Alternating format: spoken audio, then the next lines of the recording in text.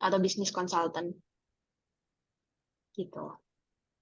Oh, boleh teman-teman yang bisa menyalakan kamera, boleh menyalakan kamera ya, supaya aku nggak berasa ngomong sendiri nih. Gitu. Ya, selamat malam teman-teman. Kita bertemu kembali di kelas Daya Project sesi 2 bersama kami di Network.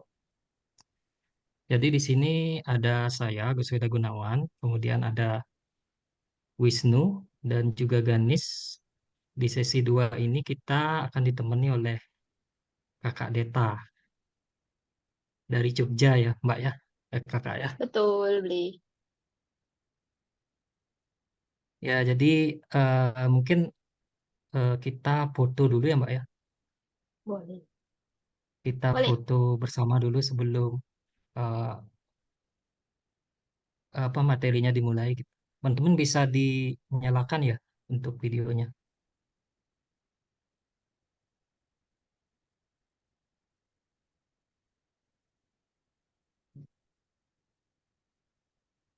Bisa dibantu oleh Pak Gan Foto.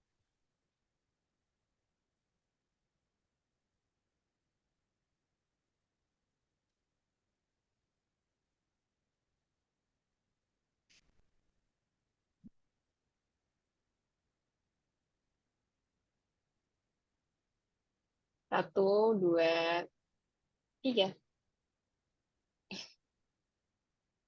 Lagi. Oke. Satu,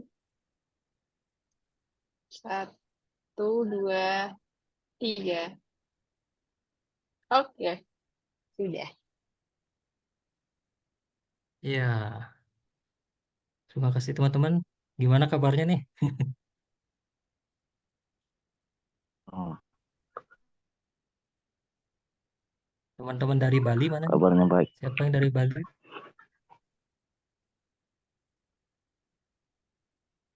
Dari Bali, dari NTT, Kabar baik. dari NTT NTB. Badai. Wah, badai ya. NTB gimana NTB? Kupang.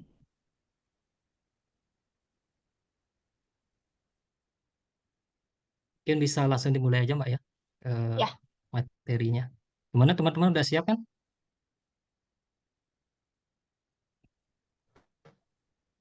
Silakan Kak, dimulai Kak. oke. Siap.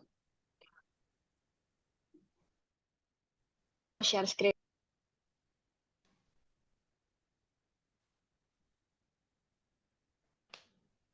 Apakah sudah terlihat, teman-teman?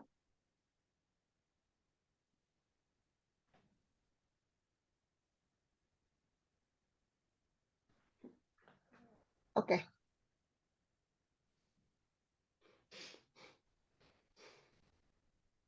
Jadi sesi kali ini itu kita akan belajar soal marketing channel dan sales psychology. Bahasanya kayak kalau biasanya kita nyebutnya psikologi penjualan gitu. Kita langsung saja mulai. Di slide ini ada 4 gambar. Teman-teman boleh kasih saya jawaban mana saja yang termasuk kanal marketing. Gambar 1 itu ada tampilan marketing dari Tokopedia, tampilan email marketing dari Tokopedia yang menawarkan mega cashback hingga 1,9 juta. Yang B itu adalah tampilan landing page usaha laundry yang menawarkan beberapa pilihan layanan. Yang C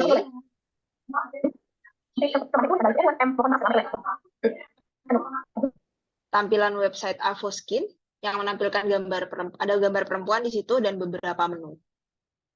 Kemudian yang D itu adalah tampilan sosial media Instagram milik Desia's Kitchen. Desia's Kitchen itu salah satu usaha toko roti. Menurut teman-teman, dari keempat pilihan yang saya jelaskan tadi, Yang mana yang termasuk kanal marketing?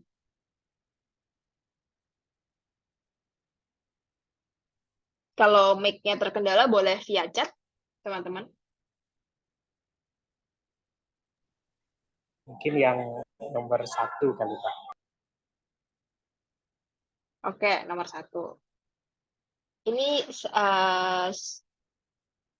dengan siapa?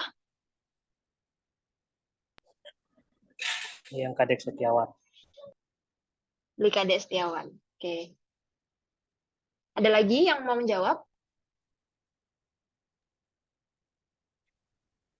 Saya D, Mbak. Yang mana? D, sosial media. Sosial media. Oke. Ada lagi, teman-teman?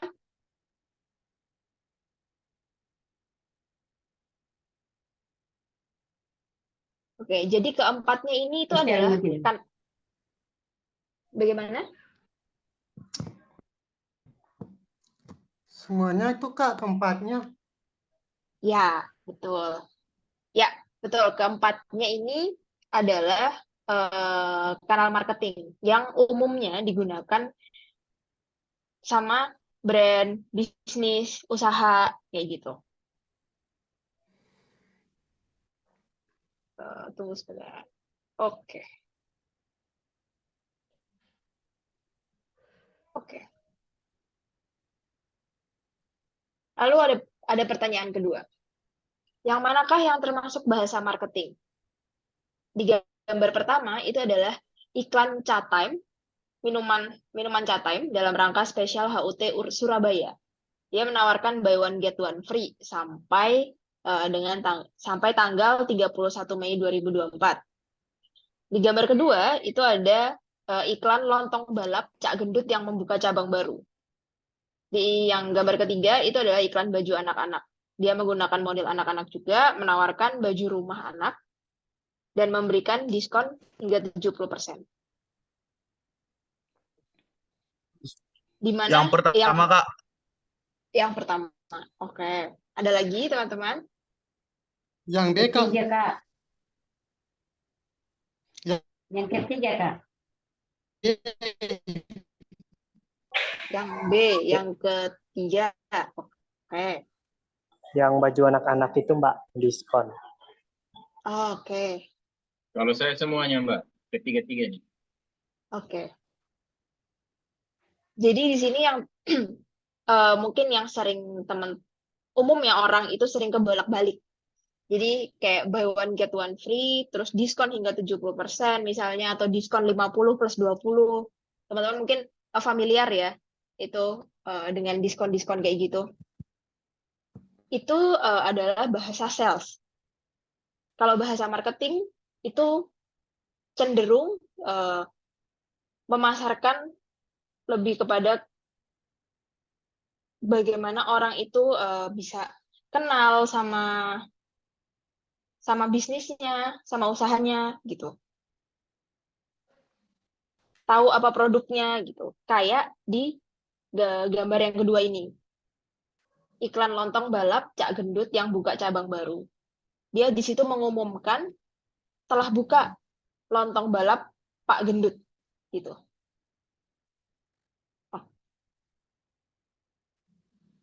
Ada pertanyaan teman-teman? Sampai sini? Mungkin kalau teman-teman ada pertanyaan, bisa tuliskan aja di kolom chat. Nanti kita akan tanya jawab di sesi akhir sesi ini ya. Oke, kita lanjut. Marketing itu berubah-ubah. Artinya dari ada eranya. Sekarang kita tuh memasuki era marketing 5.0.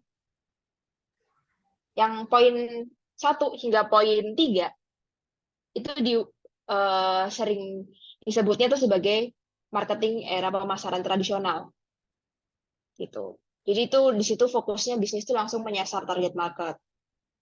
Dan mereka fokus ke produk. Produk ini bagusnya diapain ya? Gitu. Aku harus membuat produk sebagus apa? Ya. Nah, itu biasanya di marketing point 1 sampai 3 itu menggunakan semacam leaflet, brosur, OOH, spanduk, banner, media-media yang teman-teman tahu, mungkin yang sering teman-teman temui di tempat-tempat umum gitu ya. Lalu masuk ke era marketing 4.0 ini. Nah, di era ini tuh mulai mengenal istilah pemasaran offline dan online. Nah, di sini itu tuh marketing itu tuh mulai mempertimbangkan perjalanannya customer, mulai dari dia bisa menemui brand, bisa ketemu bisnisnya ini, sampai dia bisa share ke orang lain.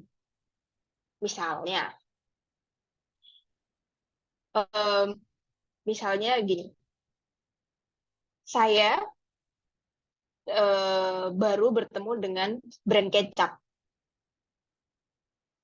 tapi saya belum pernah coba brand kecap ini nih, misalnya Bango gitu ya, saya belum pernah coba Bango.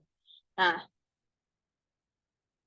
gimana Bango ini nih menarik saya untuk mencoba mengenal Bango, tahu Bango, sampai saya bisa ngerekomendasiin Bango ini ke teman-teman saya. Bango tuh enak loh.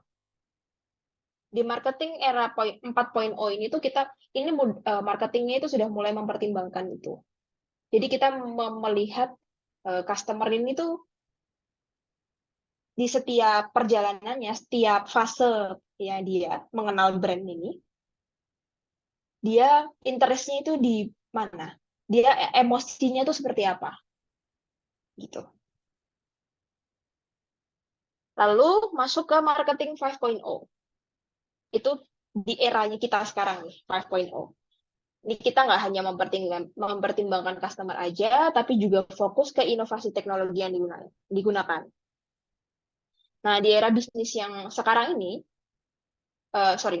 ini typo kayaknya. Di era marketing yang sekarang ini, itu bisnis bisa berjalan dengan optimal jika dia bisa memanfaatkan teknologinya juga dengan optimal. Kita mempertimbangkan experience pengalaman customer ketika mengkonsumsi bisnis atau brandnya kita, mengkonsumsi produknya kita. Itu.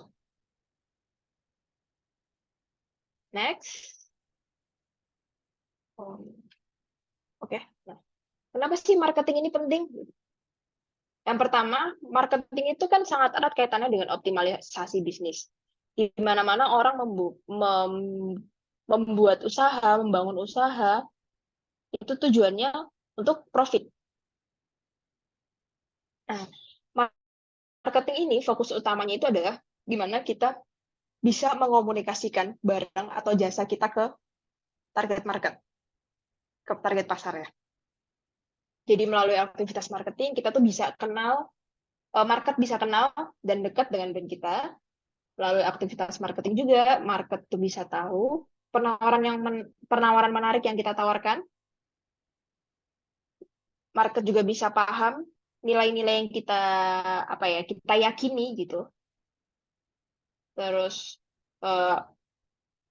lewat aktivitas marketing juga itu kita bisa membangun persepsi market dengan kuat. Artinya di sini ketika kalau saya boleh contohkan, ada satu brand kaos Uniqlo gitu. Uniqlo ini adalah brand yang, kalau buat saya Uniqlo itu adalah brand fashion, brand baju yang itu menawarkan baju-baju yang modelnya simple. Dia menyasar orang-orang yang nggak pengen ribet. Nah, itu efek dari aktivitas marketing yang dilakukan Uniqlo. Makanya saya bisa mempersepsikan Uniqlo itu adalah brandnya yang simple. Gitu. Tapi perlu teman-teman pahami juga kalau kanal-kanal yang kita miliki ini itu punya peran yang berbeda. Jadi ada yang dia perannya itu untuk mengkomunikasikan nilai-nilai bisnis kita, ada juga dia berperan sebagai juga berperan sebagai kanal penjualan. Misalnya tadi ini sebagai contoh itu adalah usaha toko roti, dia menggunakan sosial media sebagai kanal pemasarannya dan lalu menggunakan WhatsApp itu sebagai kanal penjualannya. Itu dia menggunakan dua kanal yang berbeda untuk kanal pemasaran dan kanal penjualannya. Tapi ada juga orang yang menggunakan sosial media itu sebagai kanal pemasaran juga sebagai kanal penjualan. Gitu. Di pertemuan sebelumnya itu Kama sempat menyampaikan di situ ada ragam kanal marketing ya. Ini ada 4 kanal marketing. Keempat ini memiliki karakteristik yang berbeda-beda. Nah, ada 4 kategori. Yang pertama adalah earn, share, own, dan paid. Earn ini dia prinsipnya adalah kita dapat exposure dari pihak lain dengan sukarela. Misalnya tadi merekomendasikan produk atau barang atau jasanya teman kita. Kalau tadi saya merekomendasikan kecap ke teman saya, ke Kama gitu misalnya, atau ke beli kade gitu. Beli kade kecap bangun ini enak sekali. Beli kade harus coba ini. Nah, itu masuk di earn. Jadi kita sebagai agen marketingnya gitu ya. Nah, kemudian yang kedua itu ada share. Ini bisnis atau brand itu bekerja sama dengan kanal lain untuk mengkomunikasikan nilainya. Baik mengkomunikasikan nilai atau di mau promosi gitu juga bisa. Contohnya itu kayak kita bergabung di komunitas atau kita menggunakan brand ambassador. Ada juga kegiatan-kegiatan CSR gitu. Misalnya kalau Aqua itu ada banyak dia punya kegiatan CSR ke daerah-daerah yang dia menurut dia itu perlu dibantu gitu. Misalnya itu. Atau juga bisa juga ke social forum. Itu share. Yang ketiga itu ada on kanal. On kanal ini tuh umumnya semua usaha itu punya di sini. Punya kanal komunikasi. Misalnya sosial media tadi. Terus website. Misalnya kita membangun sebuah event gitu. Kita bikin event.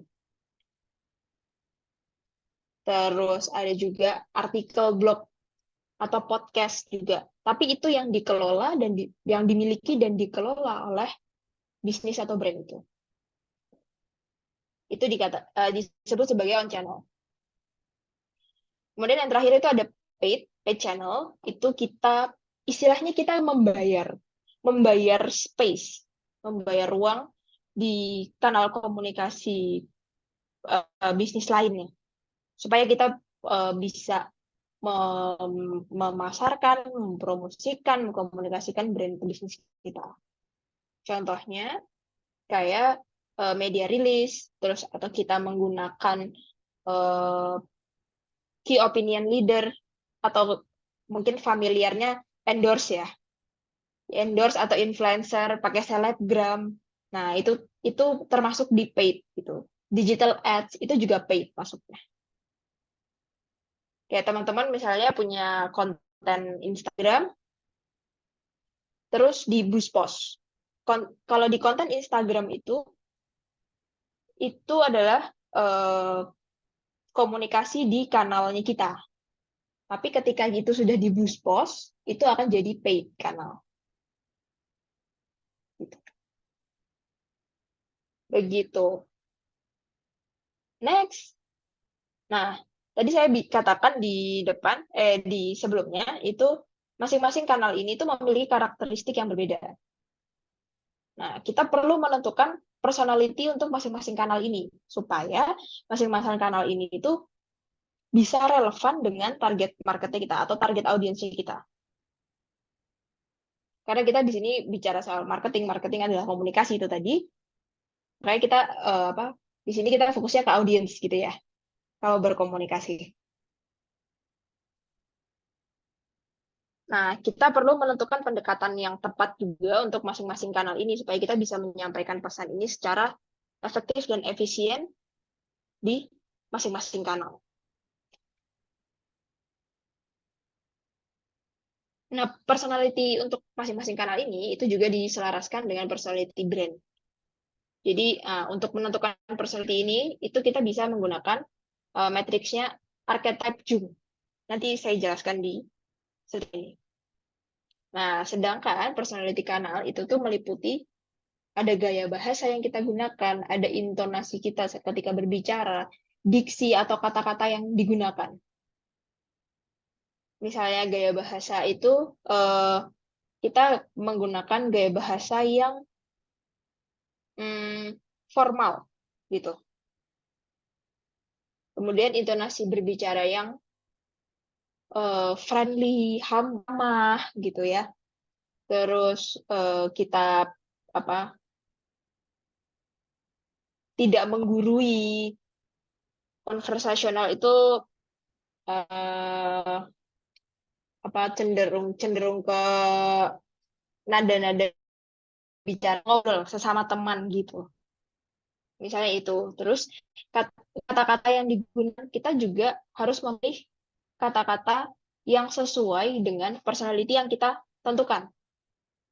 Misalnya soal ketika teman-teman, nanti setelah ini aku sampaikan di sini. Nah, ini.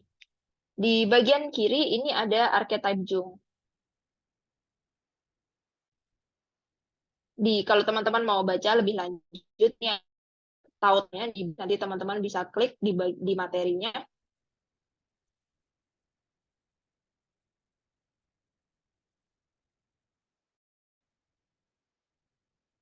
Oke. Ini adalah Disney, Coca-Cola, ketiga brand ini adalah contoh personality-nya adalah ini. Di sini dia. Seorang magician, dia itu hadir dengan gaya bahasa yang mampu berkomunikasinya dengan jelas, intonasi bicaranya itu yang humble, cenderung memotivasi, dan dia menggunakan diksi atau kata-kata yang bisa memunculkan pembacanya itu tuh atau pendengar itu bisa berimajinasi. Kalau Disney misalnya gini, Disney itu kan terkenal dengan film-filmnya fairy tale gitu ya.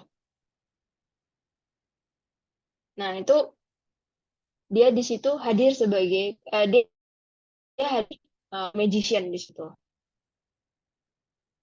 Ini brand voice-nya. Brand voice itu kayak bagaimana dia intonasi gaya bahasa gitu, mistik, dia menginformasikan dengan jelas, dia bisa meyakinkan orang bahwa mimpinya ini imajinasinya itu bisa menjadi nyata gitu. Itu.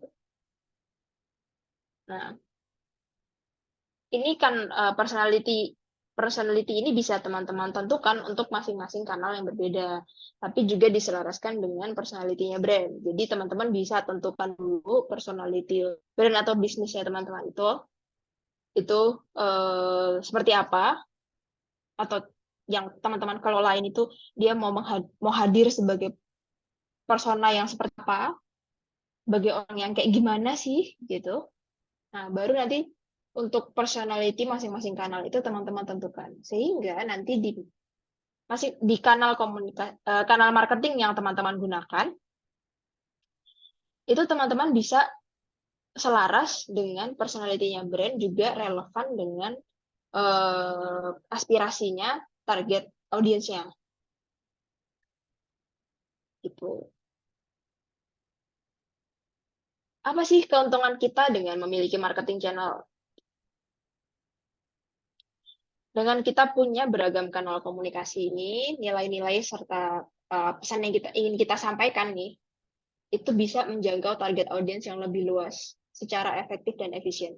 Apalagi ketika kita itu menggunakan tidak hanya satu kanal komunikasi. Misal teman-teman menggunakan sosial, lalu teman-teman menggunakan digital ads, lalu ada teman-teman juga menggunakan KOL, influencer. Nah, informasi yang ingin kita sampaikan, pesan yang ingin kita sampaikan, itu tuh bisa cakupannya lebih luas ketika kita menggunakan banyak channel, banyak kanal di sini. Nah, dengan semakin seringnya audiens ini itu terpapar sama bisnis atau brand kita, maka persepsi audiens ini tuh bisa semakin kuat di sini. Kembali lagi tadi ke atas ya, bahwa ini tuh marketing itu mampu memperkuat persepsi audiens atau target market kita. Dengan seringnya terpapar dia, dengan seringnya dia terpapar komunikasi kita, nah maka persepsi audiens itu makin kuat gitu, dan dia jadi lebih mudah untuk terhubung dan berrelasi dengan brand atau bisnis. Artinya di sini ketika persepsi dia semakin kuat dengan usaha kita, bisnis atau brand kita, mereka akan lebih mudah untuk mengambil keputusan untuk misalnya pembelian gitu.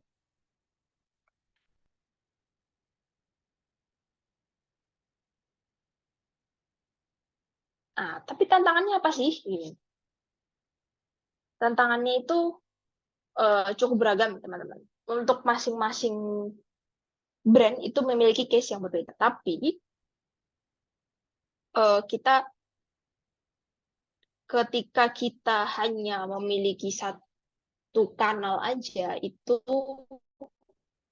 opportunity kita, kesempatan kita itu juga hanya masuk dari satu pintu aja.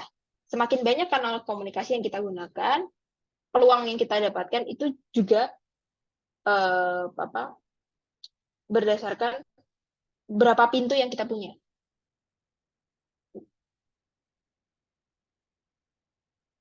Tantangannya itu salah satunya tadi ini, semakin banyak brand atau bisnis.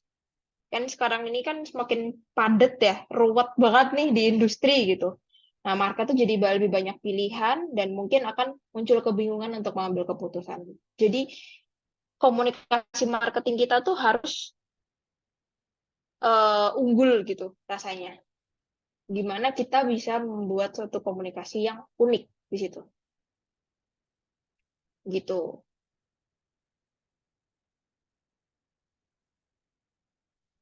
Oke, sampai situ dulu. Ada pertanyaan dari teman-teman tentang kanal marketing?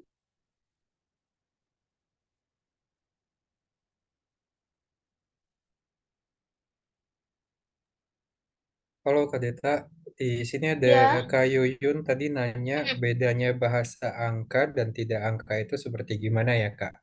Ya, oke. Tadi ya aku juga sempat baca ini tadi. Eh, bedanya bahasa angka dan tidak angka tuh gimana? Di sini contohnya ini tadi ya. Eh, bahasa angka yang di sini adalah buy one get one atau diskon hingga 70%. Ini tujuannya, objektifnya bahasanya ini itu adalah untuk menghasilkan penjualan. Nah, sedangkan bahasa yang tidak angka, kayak yang di tengah ini, itu ada yang telah buka, lontong balap Pak Gendut cabang baru. Itu eh, seperti dia itu menginformasikan sesuatu. Dia menginformasikan satu pesan, tapi tujuannya bukan untuk sales.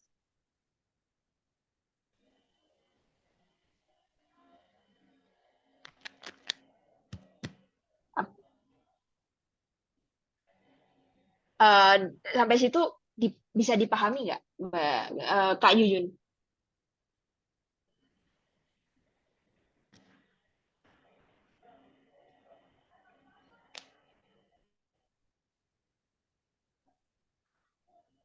Oke, sambil menunggu respon Kak Yuyun. Oh ini. Oke, jelas. Oke, siap. Iya, satu lagi ada yang raise hand tadi, Ya, Mas Kak Putu, Putu Sumada. Beli Putu. Ya, silakan.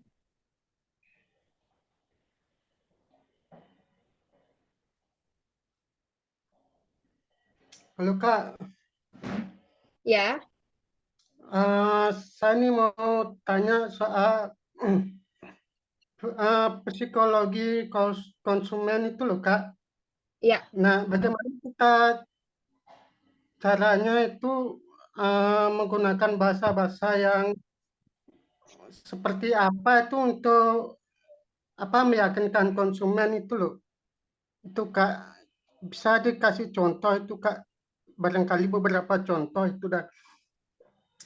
Eh, kalau psikologi ini kan ada hubungannya dengan memengaruhi pikiran konsumen untuk biar produk kita laku gitu loh Kak. Meskipun Iya, betul. tujuan dan makna itu beda loh sama konsumen.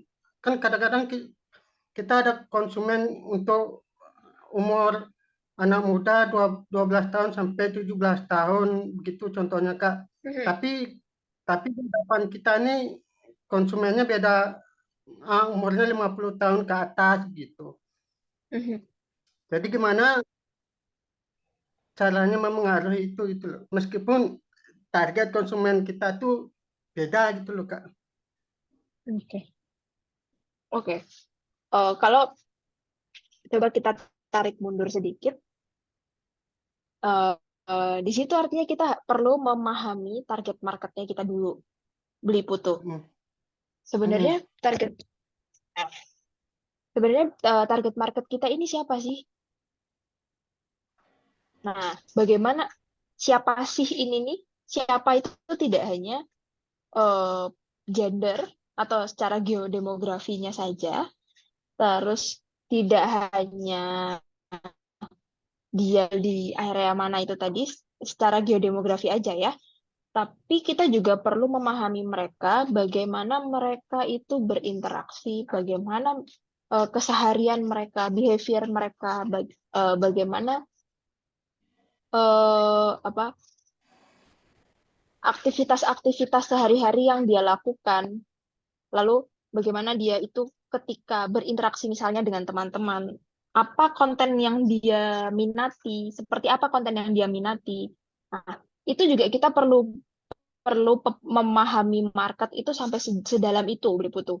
Sehingga bahasa yang kita gunakan itu bisa relevan dengan target Hmm. market kita. Maksudnya artinya bisa bisa satu level gitu kita sama target market. Kita yang akan menyesuaikan, kita artinya kita harus menyesuaikan bahasa kita dengan bahasanya target market. Nah, ketika satu brand atau bisnis itu tidak fokus dengan satu target market,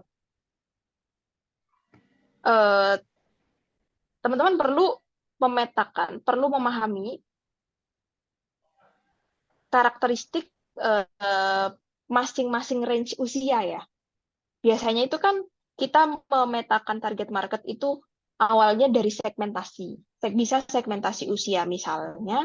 Kalau segmentasi usia itu bisa dari kayak Gen Z atau milenial gitu ya. Itu kan itu ada rentang usianya. Kalau Gen Z itu dari kelahiran tahun 97 sampai 2000 berapa ya saya lupa.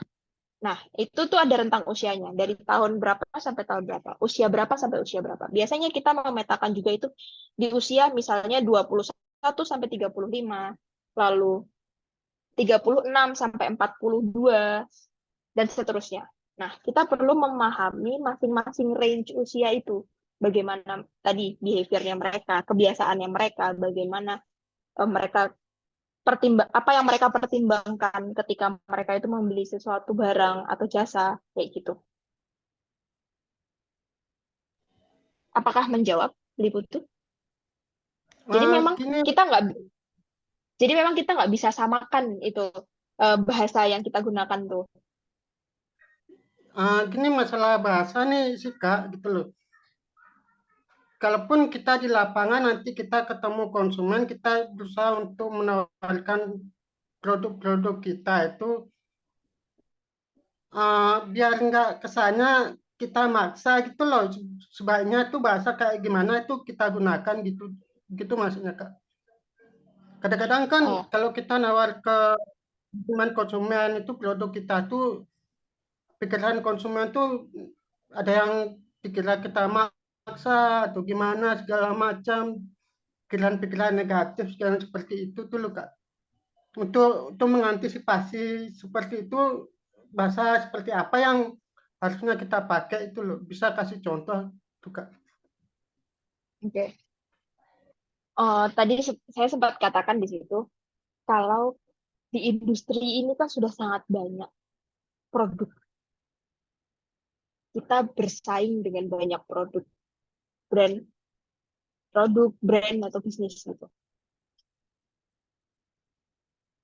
Kita sulit ketika kita masih terus berkutat dengan produk. Kita tahu produk kita ini bagus gitu ya. Tapi bagaimana caranya orang itu tahu bahwa produk kita bagus? Nggak mungkin dong kita bilang, ini bagus. Misalnya ini saya punya gelas nih. Gelas ini saya bagus loh. Dilempar 70 kali juga nggak bakal pecah. Nah, tapi bagaimana cara kita menyampaikan bahwa gelas ini itu memiliki kualitas yang terbaik dari yang paling baik di antara puluhan merek gelas ini. Itu uh, kita perlu mempelajari bahasa-bahasa yang market kita gunakan gitu loh, gitu. Misalnya gini, uh, coba kita ambil contoh yang chat time ini. Chat time itu kan adalah minuman boba, uh, teh susu boba. Dari kalau misalkan kita melihat produknya, banyak brand-brand lain atau usaha-usaha lain yang menjual produk serupa. Kalau misalkan kita sebagai brand atau bisnis tidak memiliki keunikan yang nggak punya keunikan yang eh, apa ya, kita nggak punya kunciannya gitu. Kuncian kita cuma di produk, kita akan kalah. Kita harus punya satu nilai yang kita yakini bahwa produk ini itu satu value secara emosional yang bisa kita tawarkan ke market. Misalnya kalau tadi saya bicara soal gelas ini, kenapa saya bisa bilang gelas ini adalah gelas yang paling baik di antara yang terbaik gitu? Karena gelas ini itu eco-friendly misalnya. Gelas ini eco-friendly. Ini adalah daur ulang dari plastik gitu, daur ulang plastik. Itu dari segi hulunya, artinya dari segi produksian ini. Nah, tapi kita tidak berhenti bahwa setelah produksi kita jual, kita juga uh, ada apa ya, aktivitas atau CSR yang kita tuh kita juga berkontribusi untuk lingkungan gitu loh. Kita kita daur ulang plastik juga gitu. Jadi kita nggak hanya menjual gelas gelas aja gitu, tapi kita juga kontribusi. Nah, itu adalah salah satu nilai yang bisa kita tawarkan juga ke konsumen beli foto.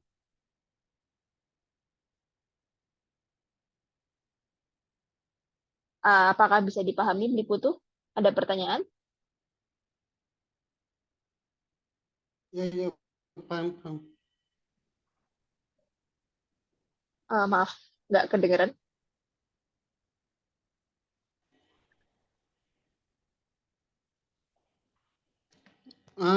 Sorry Kak, ya paham Kak. Bisa lanjut lagi, Kak. Oke. Kita lanjut ke psychology of selling. Psikologi penjualan. Apa sih psikologi penjualan ini gitu? Ini adalah proses brand atau bisnis untuk terlibat di pengambilan keputusan dengan mempengaruhi target market melalui permainan emosional.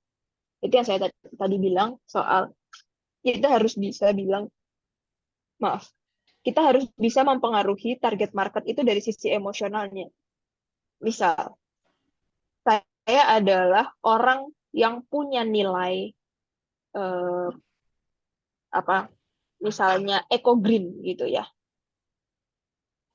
Saya akan lebih mudah engage dengan brand-brand atau bisnis yang dia menawarkan atau mereka punya value yang sama dengan saya. Nah, itu salah satu contoh psikologi terkait psikologi penjualan. Ada 6 fundamental psikologi penjualan di sini. Yang pertama ada reciprocity, kemudian komitmen dan konsistensi, social proof, liking, scarcity, dan authority. Ini tujuannya adalah untuk mendorong pengambilan keputusan dari target konsumennya kita ya. Nah, reciprocity ini apa sih gitu? Ini fokus ke timbal balik atau benefit yang secara emosional didapatkan oleh customer. Misalnya, contohnya, teman-teman itu menjual beauty produk. Lalu ada mereka teman-teman sudah punya produk sampo, sabun, lalu ada teman-teman mengeluarkan inovasi baru sampo batangan misalnya. Nah, tapi gimana cara mengenalkan sampo batang ini? Gimana penetrasi sampo batang ini ke market gitu. Nah, teman-teman bisa menggunakan prinsip ini, reciprocity. Teman-teman kasih sampel untuk setiap pembelian sampo dan sabun misalnya gitu. Teman-teman sertakan sekaligus di pembelanjaan itu tuh dikasih bonus gitu loh istilahnya. Tak kasih bonus sampel produk baru. Nah, harapannya di sini adalah target konsumen ini jadi tergerak, jadi tertarik untuk selanjutnya membeli produk baru yang kita berikan tadi. Itu. Yang kedua itu tentang komitmen dan konsistensi. Kita berkomitmen untuk menghadirkan barang atau jasa yang mampu memenuhi kebutuhan customer secara berkelanjutan. Artinya di sini produk yang kita tawarkan itu bukan produk yang hit and run. Bukan produk yang dijual, udah nggak ada, udah nggak laku, terus nanti kita nggak jualan lagi. Atau produk-produk yang kita jual itu bahan bakunya sulit untuk kita dapatkan. Itu kita nggak bisa mengelola itu secara berkelanjutan ya jadinya ya gitu. Kemudian yang ketiga adalah social proof. Jadi secara sadar atau nggak sadar, market tuh akan lebih mudah terhubung dengan brand atau bisnis ketika banyak orang yang membicarakan. Baik itu dari circle sosialnya atau public figure kayak selebgram, artis, KOL, itu banyak yang ngomongin. Nah, itu target market atau target konsumen itu kita akan lebih mudah untuk percaya dan lebih mudah untuk mempengaruhi mereka dalam pengambilan keputusan. Artinya, buruan ayo dibeli gitu. Nah, yang keempat itu soal liking. Kita bisa meyakinkan target market ini dengan menggunakan pihak lain yang familiar dengan mereka. Salah satunya tadi influencer. Kita menggunakan influencer. Kita pakai key opinion leader, gitu, KOL. Atau lewat endorse. Nah, kalau influencer atau artis atau selebgram itu mereka ada tokoh gitu ya, atau orang-orang yang familiar dengan mereka, yang familiar gitu tuh, mereka akan lebih mudah teryakinkan gitu ya, lebih mudah percaya. Nah, kalau scarcity ini tuh prinsipnya adalah kita tuh membangun perasaan nggak pengen ketinggalan atau sering kita sebut FOMO ya. Nah, misalnya dengan cara memberi batas pada kuantitas barang atau jangka waktu tertentu. Misalnya ini kalau teman-teman sering temui itu di flash sale, tinggal 5 lagi, produk tinggal 5 gitu misalnya. Atau flash sale tinggal 2 menit gitu. Nah, itu adalah prinsip yang scarcity. Yang keenam itu adalah authority. Kita mampu mempersuasi target market itu menggunakan ahli atau expert yang berhubungan dengan barang atau jasa yang kita tawarkan. Gitu. Itu hampir serupa dengan social proof dan liking. Tapi kalau social proof itu kita tidak membutuhkan expert. Nah, sedangkan authority ini itu adalah orang ahli yang ngomong. Misal, saya mau beli skincare, gitu ya. Saya mau beli pelembab muka. Tapi saya nggak tahu brand A ini tuh brand apa, saya belum pernah dengar gitu ya. Saya cari itu apakah di situ tuh dia menggunakan dokter atau ada ahli yang ngomong bahwa brand A ini tuh adalah brand skincare yang aman. Gitu. Nah, target market itu akan memiliki kecenderungan untuk percaya ketika seorang expert atau ahli yang berbicara. Gitu. Nah, dalam psikologi penjualan gitu, kita juga dipengaruhi sama identitas brand dan bisnis. Misalnya adalah di logo. Oh, logonya ini pasti cuma bikin di Canva, atau oh logonya ini bikin di konsultan gitu. Terus color dari warna yang digunakan nih kayak apa sih? Apakah warnanya itu warna biru birunya biru Tosca, itu ada maknanya teman-teman. Kalau color, nanti teman-teman bisa cari, mungkin browsing aja Google makna-makna dari warna gitu. Kalau merah, kalau biru itu biasanya untuk brand-brand lembaga atau untuk lembaga mereka yang lebih bijak kayak gitu. Kalau untuk brand makanan itu kebanyakan menggunakan warna merah, kuning, oranye, warna-warna yang menggugah selera. Terus dari typography, misalnya, kalau dari typography itu kita menggunakan tulisan yang mudah dibaca nggak sih? Mudah dipahami sama target marketnya kita nggak? Kita menggunakan tulisan Latin, atau kita menggunakan tulisan semua kapital, atau kita pakai tipe tulisan yang kayak gimana nih? Gitu. Teksnya seperti apa bentuknya? Apakah yang gendut-gendut kayak gini, atau kita pakai yang kurus-kurus kayak gini? Nah, itu ada maknanya teman-teman. Nanti teman-teman bisa googling ya di situ. Di next pertemuan kita juga akan bahas itu di branding. Kemudian ada juga elemen-elemen grafik yang digunakan untuk visual support gitu ya. Ya, tidak semua bisnis atau usaha itu menggunakan grafik elemen, tapi umumnya menggunakan logo, warna, juga tipografi. Logo yang menarik, warna yang menggugah, yang menarik juga, dan tipografi teks yang mudah dibaca dan dipahami oleh audiens kita. Lalu gimana kita? Yang terakhir itu adalah usage implementation. Bagaimana kita mengimplementasikan elemen-elemen tadi, bagaimana kita meletakkan logo itu di mana, terus kombinasi warna yang kita gunakan, kayak gitu. Nah, ini akan mempengaruhi keputusan pembelian target market. Kenapa? Karena identitas ini itu adalah kontak poin utama brand atau bisnis. Jadi marketing pertama kali ngelihat itu misalnya ini. Saya punya ini. Saya punya Pringles gitu. Nah, yang pertama kali atau yang paling saya ingat ketika saya mau beli snack ini, itu loh yang ada kumisnya. Kalau teman-teman bisa lihat.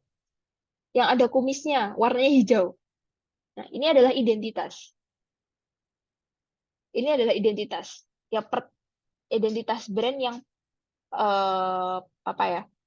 Pertama kali akan bertemu dengan market. Jadi market baiknya ini mudah dikenali oleh market. Identitas itu.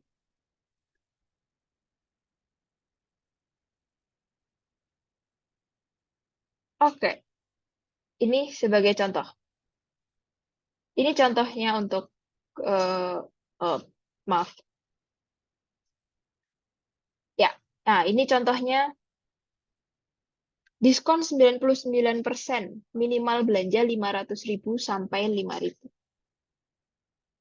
Nah, ini tuh kan sangat menarik ya teman-teman. Kalau teman-teman lihat diskonnya 99%.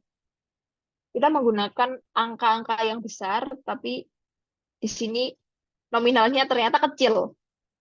99%-nya ini cuma sampai 5.000 aja maksimal diskonnya kita ternyata. Tapi kita udah bersemangat banget ini untuk pakai diskon ini. Karena kita punya diskon 99%. Tuh. Ini contoh kedua yang menggunakan tadi scarcity. 13.41 menit tinggal order, tinggal 13.41 menit lagi supaya kita dapat harga 80.000. Jadi mau nggak mau tuh kita didorong untuk segera melakukan mengambil keputusan gitu. Yang ketiga, ini contohnya kalau teman-teman lihat sering banget kita menemukan harga coret.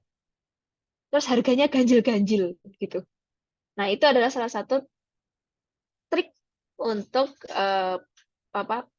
psikologi penjualan.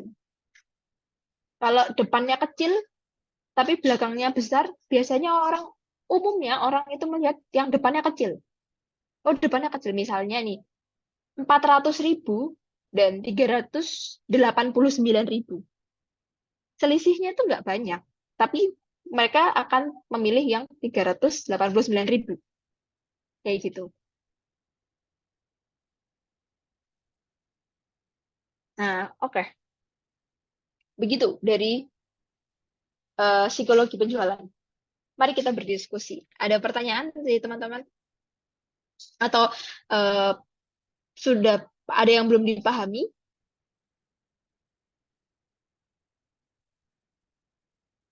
Nah, ini ada tambahan juga dari Kak Kama nih.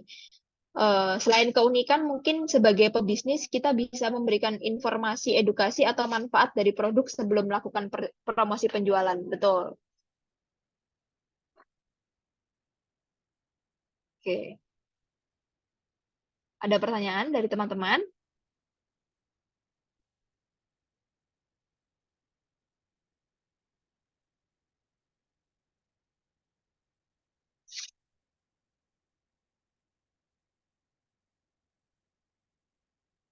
Apakah sudah mengerti, mudah dimengerti atau enggak?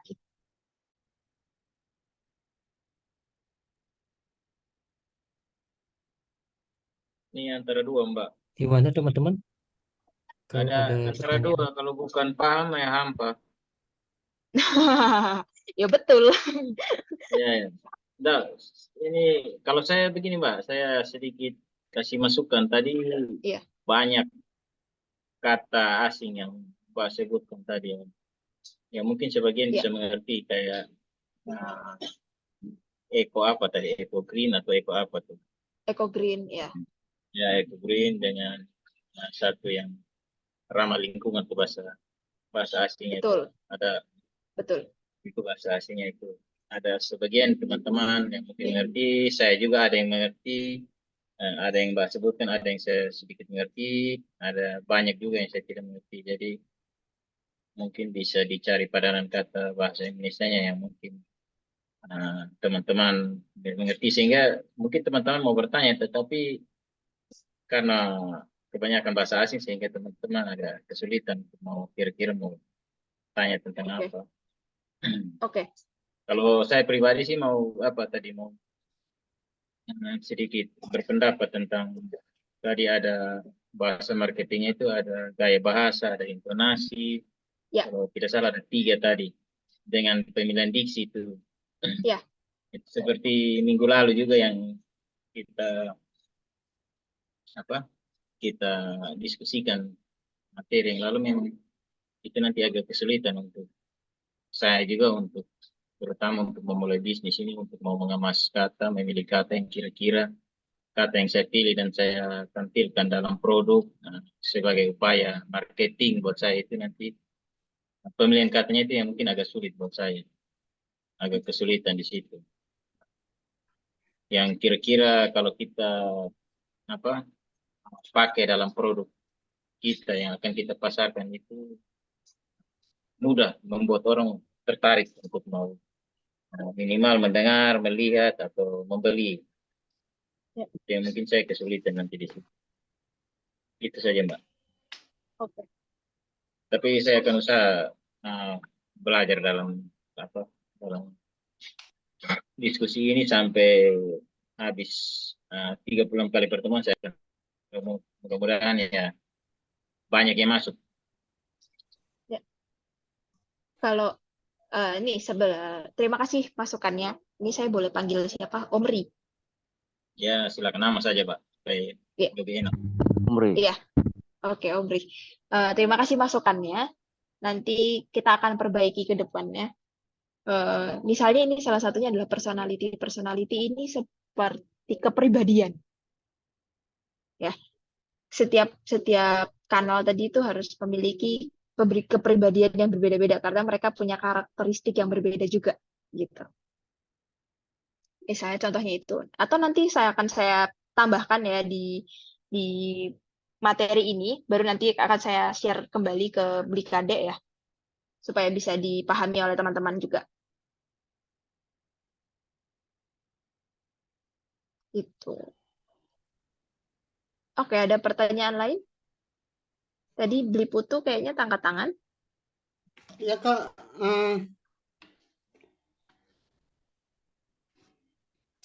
gini Kak, terlalu banyak teori tuh kadang-kadang kalau nggak ada praktek juga kan ya gimana itu Kak, sama aja nggak ada hasil gitu. Jadi kalau selama pelatihan itu harusnya sih ada praktek gitu. Percuma kita kalau dikasih teori-teori tapi praktek nggak ada, ya sama aja gitu. Sama gini Kak, kalau pengalaman Kakak pasti pernah ditolak calon konsumen gitu Kak. Nah, selama di beberapa kali ditolak atau sering kali ditolak gitu, bagaimana Kakak menghadapi penolakan dari konsumen? Oke. Ada lagi? Ya, gitu aja. Oh, itu aja. Oke. Ya.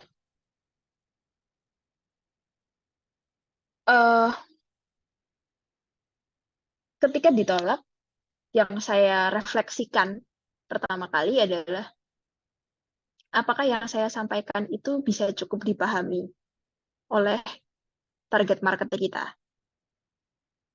Saya dulu punya satu produk, saya bikin hair oil, minyak rambut waktu itu.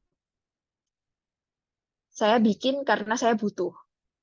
Lalu, kayaknya enak ini kalau dijual gitu ya. Sekalian aja dijual. Kayaknya banyak orang yang butuh juga, yang rambutnya keriting kayak saya. Nah, saya jualan, awalnya laku. Terus saya nawarin ikut bazar, terus saya juga digital ads, iklan gitu ya. ternyata kok nggak ada penjualan sama sekali nih setelah beberapa bulan. Terus saya refleksi, yang saya sampaikan ini udah bisa dipahami belum ya sama calon pembeli? Saya ngomongin soal apa ya ini? Apakah yang saya sampaikan itu sesuai dengan keinginannya calon pembeli juga? Atau apakah ini cuma keinginannya saya aja sebenarnya untuk menjual itu? Dan sebenarnya nggak ada orang yang butuh. Gitu. Nah, dari situ akhirnya kan saya tutup nih karena nggak laku. Ya kan? Oke, apa yang bisa kita perbuat, apa yang bisa kita lakukan supaya bisnis ini tetap jalan. Saya coba cari-cari gitu, apa ya, bisa saya apain lagi nih produknya gitu. Karena waktu itu saya pikirannya masih produk oriented nih, masih pokoknya fokusnya ke produknya bisa saya apain gitu. Tapi ternyata target market saya itu tuh nggak hanya fokus ke produk, tapi juga fokus ke komunikasinya. Apa sih yang kayak komunikasiin? Terus misalnya foto-foto yang saya ambil ini kan juga sebagai pendukung komunikasi saya ya. Visual, meskipun itu dalam bentuk gambar, tapi gambar itu juga berkomunikasi.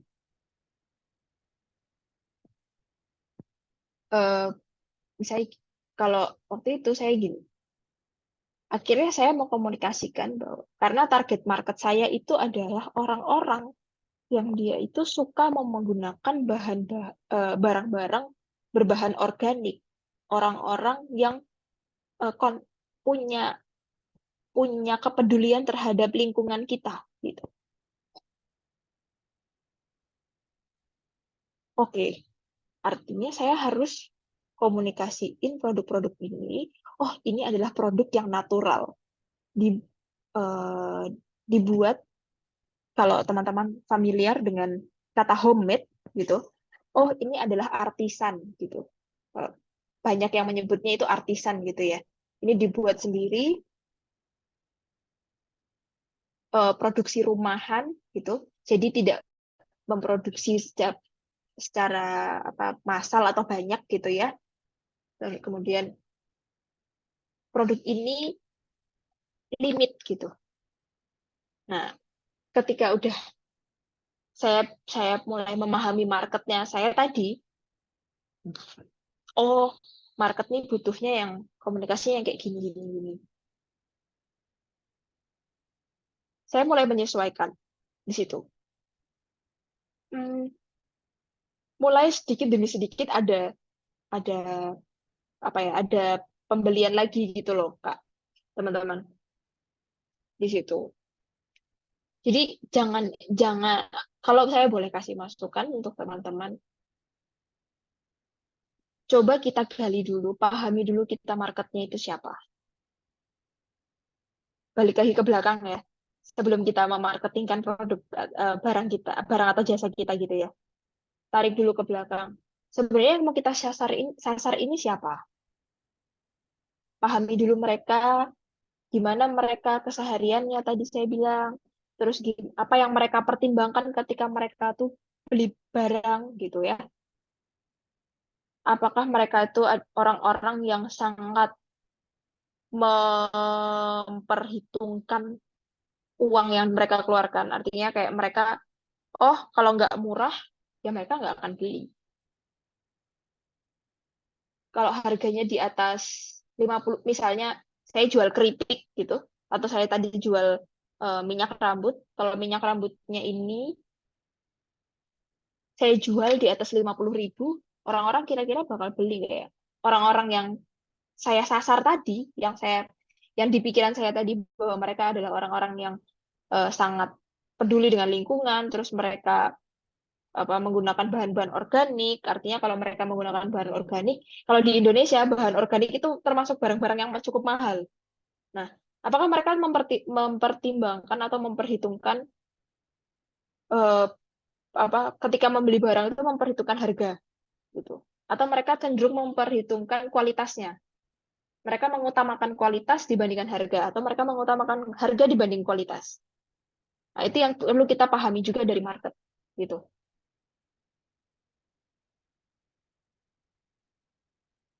Begitu Beli Putu. Apakah menjawab? Eh, eh, bisa Kak, sebenarnya poin-poin apa bisa diterangkan sih poin-poin penting itu loh dalam psikologi marketing itu poin-poin yang harus kita siapkan itu kalau kita udah punya produk. Oke. Nanti saya tambahkan di materi ya, Heeh. Beli Putu. Oh iya iya iya. Oke oke.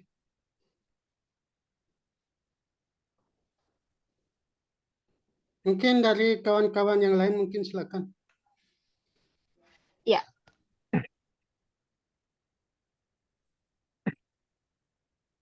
silakan. Ya, mau nanya nih Kak. Boleh perkenalkan diri dulu? Ya, saya kenal. Halo, nama saya Aziz dari Lombok. Gini Kak, kan dari tadi ini kita personal branding yang kalau menurut saya ya, ini khusus untuk produk. Nah, bagaimana kalau dengan jasa? Kan misal gini, misal jasanya jasa desain grafis gitu.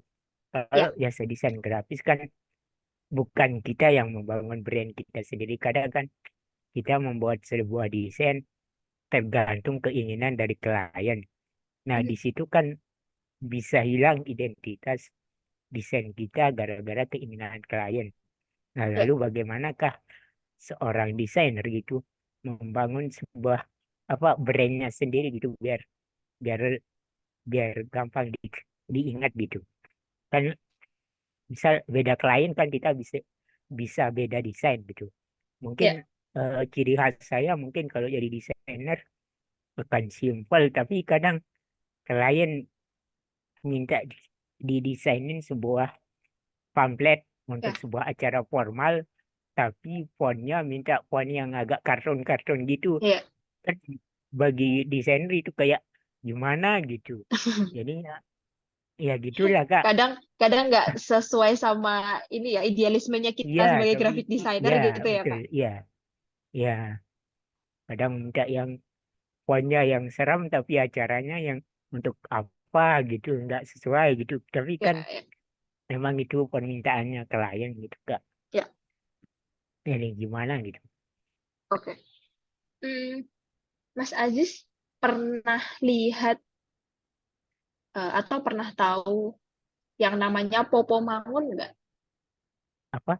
Popo Mangun. Jadi Popo Mangun. Saya ketik ya. Iya, ya. Saya ketik.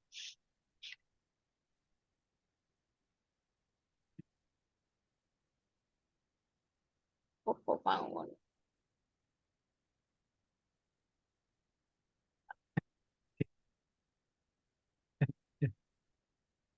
Sebenarnya kan kalau graphic designer itu kan sangat dekat dengan seniman gambar ya, Mas Aziz. Iya. Kita sebagai, kalau dari yang pengalaman saya ya, berinteraksi dengan beberapa graphic designer, ketika kita masuk di industri, ada beberapa signature yang dimiliki oleh graphic designer. Misalnya, kalau Popo Mangun, itu dia ciri khasnya, nah, ciri khasnya itu adalah gambar simetri, bangun-bangun simetris gitu, kayak segitiga, kotak, lingkaran gitu, Pelukis Sastra dengan itu ya, gimana, pelukis Li? Sastra itu. Oh ya pernah tahu-tahu. Nah, itu si Popo Mangun itu dia menggunakan ada karakter juga, ciri khasnya warna-warni di situ. Hmm. Nah, ada juga yang namanya abeng alter. Nah, mungkin nanti Mas Aziz boleh cari referensi referensi graphic designer yang Mas Aziz pengen tuh kayak gimana gitu. Jadi Mas Aziz harus bikin satu ciri khas yang bisa jadi apa ya, keunikannya Mas Aziz gitu yang Mas Aziz jual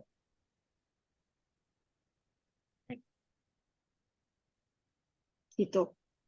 Soalnya kalau misalkan Mas Aziz apa ya, kita berkutatnya dengan orang-orang pemerintahan, terus atau kita graf apa jadi graphic designer yang bekerja di tempat percetakan gitu misalnya. Nah, itu ya mau tidak mau kita memang harus mengikuti keinginan klien ya gitu. Tapi kalau secara personal, mungkin Mas Aziz bisa bangun karakter atau ciri khas gitu. Jadi sebenarnya ciri khasnya Mas Aziz itu gambarnya atau peletakannya atau layoutnya itu yang kayak gimana sih? Oh, kalau layout yang kayak ini yang selalu ada gambar di pojok kiri, terus nanti ada banyak ornamen. Nah, itu ornamen misalnya kayak ukiran Lombok gitu. Oh, ini adalah desainnya Mas Aziz gitu. Gitu. Apakah menjawab Mas Aziz? Iya, ya. Siap. Terima kasih, Kak.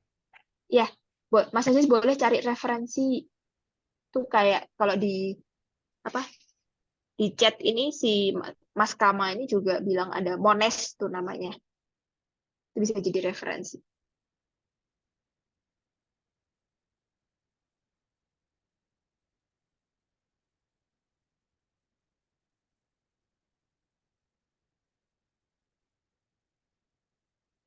Gitu. Dari yang lain ada pertanyaan?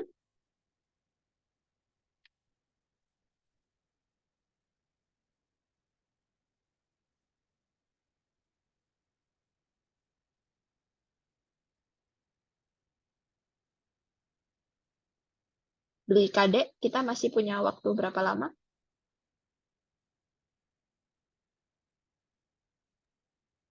Masih banyak, Kak. Masih banyak. Sekitar Oke. 30 menitan. Oke. Oke, udah Mungkin nggak ada teman-teman pertanyaan ya? jika ada yang ingin di-sharingkan juga bisa.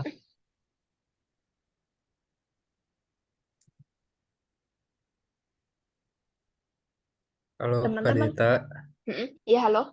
Bisa. Mungkin kalau teman-teman em, belum bertanya atau lagi mikirin pertanyaan, saya boleh bantu kasih pertanyaan nggak?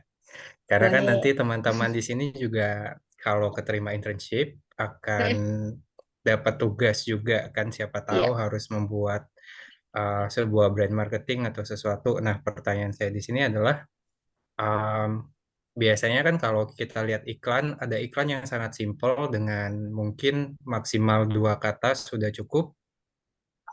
Ada marketer yang menggunakan banyak kata-kata, ada yang fokus di foto atau gambar seperti itu, ada yang fokus di pattern atau pola.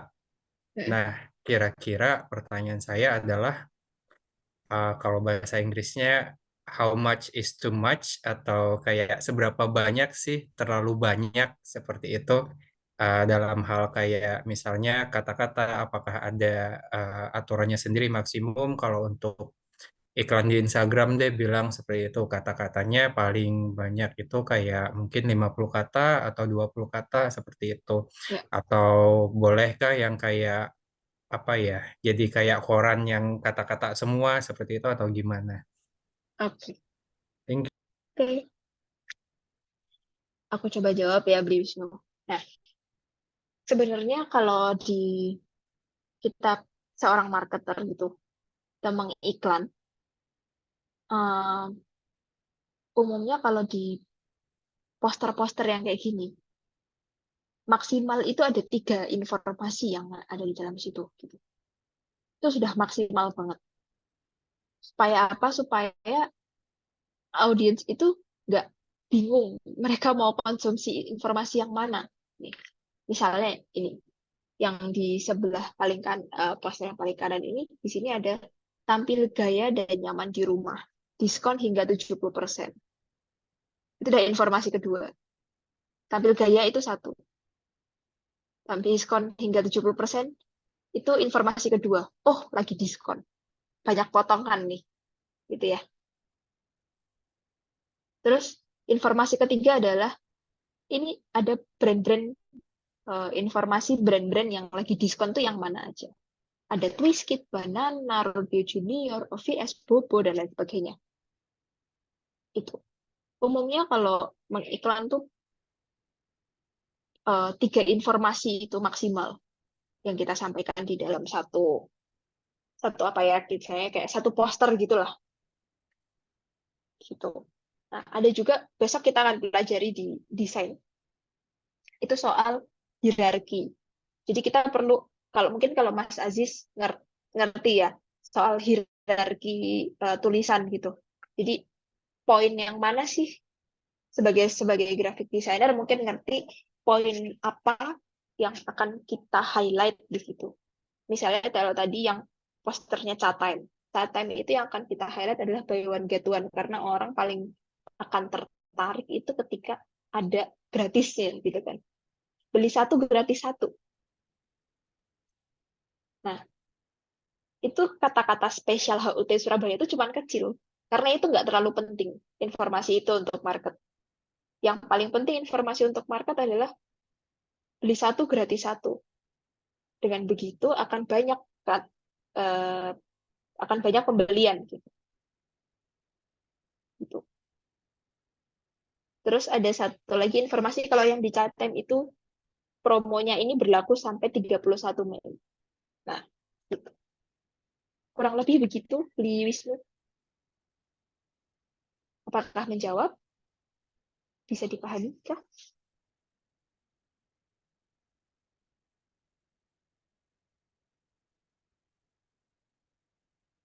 Siap.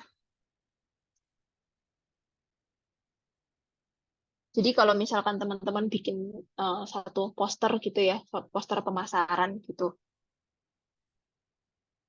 pastikan tidak maksimal 3 informasi aja yang ada di situ. Gitu. Jadi si target pembelinya ini tuh nggak bingung ini informasi yang mana yang mau aku konsumsi ya, gitu loh. Gitu. Di masing-masing komunikasi marketing itu punya satu objektif. Teman-teman harus tentukan dulu objektifnya ini untuk apa sih sebenarnya? Tujuannya untuk apa? Teman-teman berkomunikasi ini tujuannya untuk apa? Dengan begitu teman-teman tahu apa yang teman-teman harus highlight di setiap komunikasi itu. Baik secara visual maupun teks ya.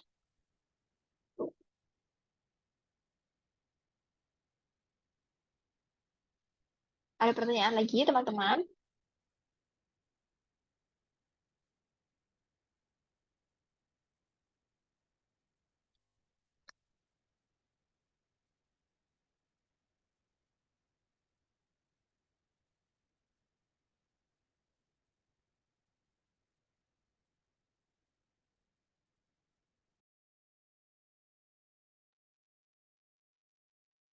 Bagaimana teman-teman? Kira-kira masih ada hal-hal yang belum dipahami atau belum pernah dipraktekkan?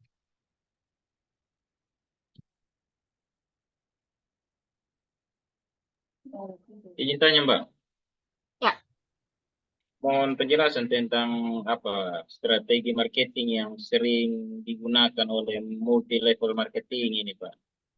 Karena kebanyakan kan MLM ini kan apa ya istilahnya, orang kesannya menipu. Nah, jangan sampai ya jaga-jaga saja, jangan sampai kita jadi korban. Atau ya, apakah betul. multi level itu dia bukan penipu, tetapi memang betul, tapi mungkin karena strateginya yang begitu, strategi marketingnya seperti itu. Karena banyak kan MLM di setiap tempatnya ada. Ya, Itu saja Mbak. Oke, kalau MLM itu cukup berbeda dengan komunikasinya dengan usaha bisnis yang pada umumnya gitu ya, yang apa perseorangan gitu. Karena di sini eh,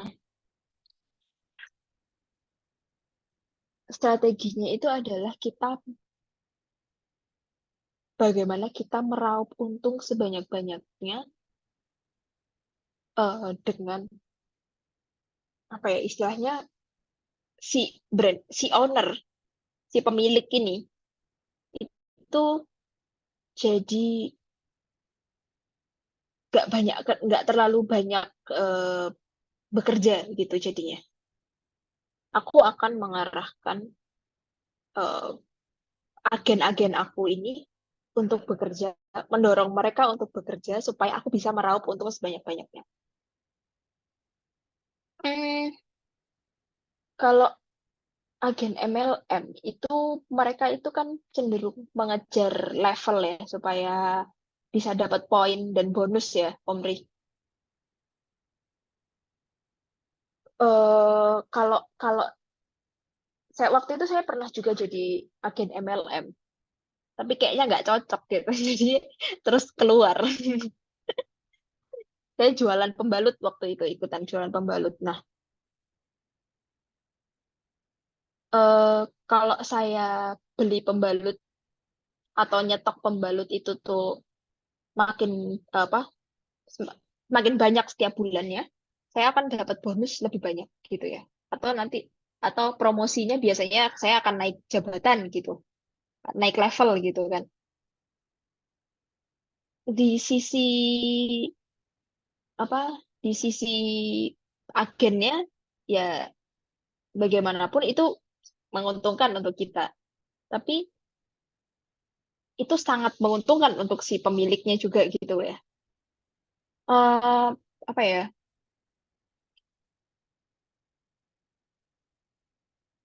MLM yang saat ini cukup berhasil. Ada beberapa MLM yang dia menawarkan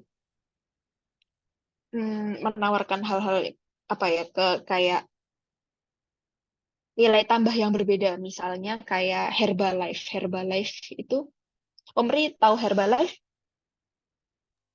Tahu Herbalife. Ya, ya ada Herbalife, ada Oriflame, itu juga MLM. Yang saya lihat Oriflame ini cukup berhasil.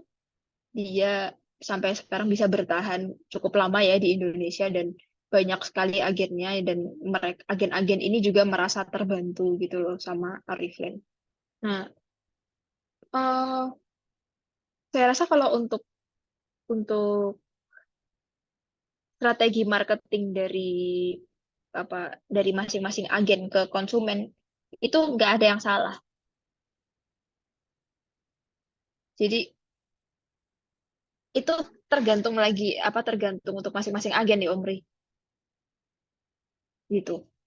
Tapi kelicikan si atasan ini, si owner ini, pemilik ini yang dia memanfaatkan seluruh agennya itu supaya dia bisa meraup itu yang menurutku kurang tepat gitu. Yang menjadi keresahan Omri sekarang kalau boleh tahu apa?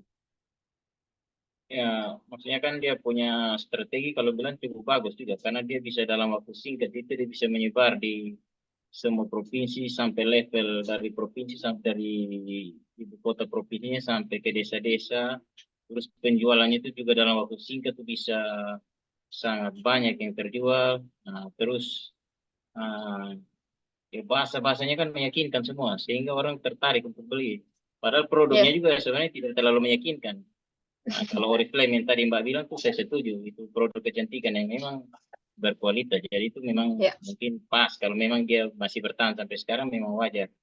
Tetapi yang lain-lain nih yang istilahnya tiba-tiba muncul terus uh, ya, cepat juga dia hilang, tetapi dia cepat hilang, tapi produknya sudah sangat dia sudah apa untung besar baru dia bisa hilang. Nah itu strategi bisnisnya yang kira-kira saya juga apa mungkin kita juga bisa tiru supaya bisa kita terapkan. Tetapi itu sudah jangan sampai ada unsur penipuannya juga itu yang kita harus tahu. Nah, di mana penipuannya itu yang kita harus lihat supaya kita jangan terapkan itu, tetapi kita tetap pada istilahnya ya kompetitor yang apa bersaing sehat lah. Ya, ya. Ini saja. Biasanya yang kesulitan yang susah untuk dikontrol ya, yang tidak mudah untuk dikontrol di bisnis MLM itu adalah di bagian stok.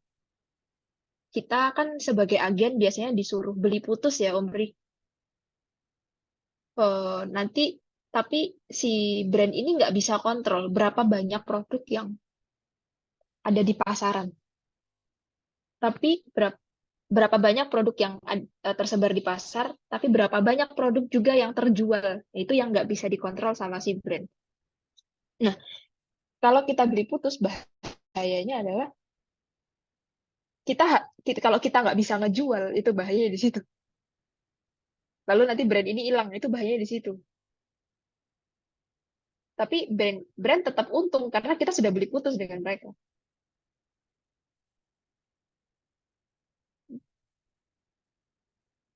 Gitu. Siap, siap.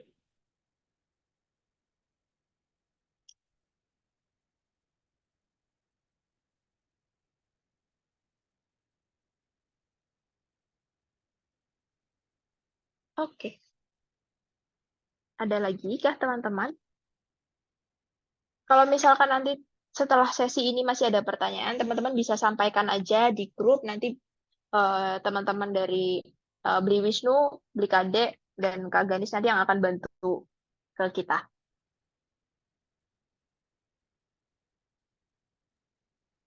Itu Ya,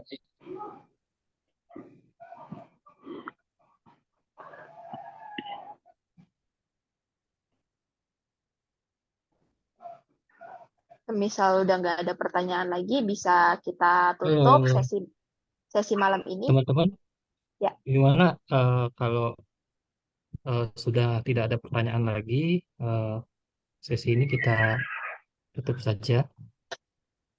Bagaimana teman-teman? Ada pertanyaan lagi nggak?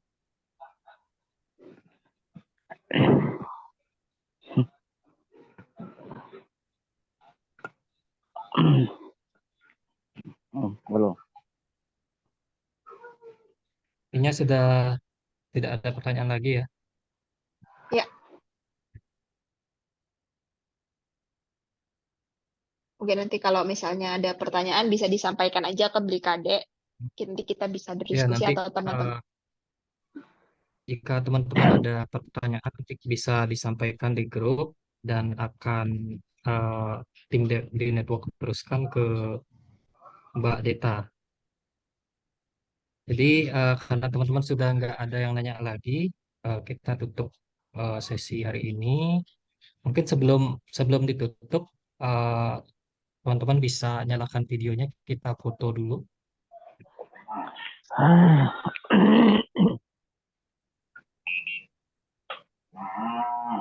Bisa dibantu Mbak Ganis untuk foto. Oke, kita bantu ya. Yang masih di depan laptop atau handphone boleh dibuka kameranya dulu. Kita foto dulu ya. Oke, sebentar. Siap ya? 1, 2, 3.